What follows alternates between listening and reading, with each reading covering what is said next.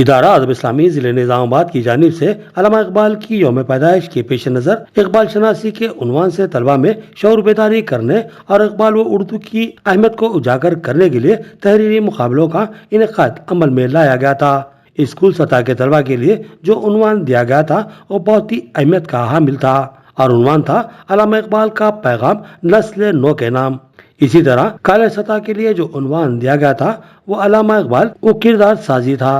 طلبہ نے بڑی تعداد میں ان مقابلوں میں حصہ لیا اور بہت سے طلبہ نے بہت ہی شاندار پیمانے پر اپنے مضامین تحریر کیے اور پھر 3 رکنی ججوں کی ٹیم نے ان مضامین کو باریک بینی سے جانچنے کے بعد بہترین مضامین کا انتخاب کیا اور ان کو انعام کا مستحق قرار دیا۔ 13 دسمبر کی رات کلاسک فنکشن ہال میں منعقدہ ادارے ادب اسلامی کے بین الریاستی مشاعرہ اور تقسیم انعامات پروگرام میں مہمانوں کے ہاتھوں انعام یافتہ طلبہ میں نقد انعام و مومنٹوز پیش کیے گئے۔ کالج سطح کے مقابلوں میں عائشہ ماہین نے پہلا انعام 5000 روپے حاصل کیا، جبکہ عظمیٰ یاسمین نے دوسرا انعام 2000 روپے حاصل کیے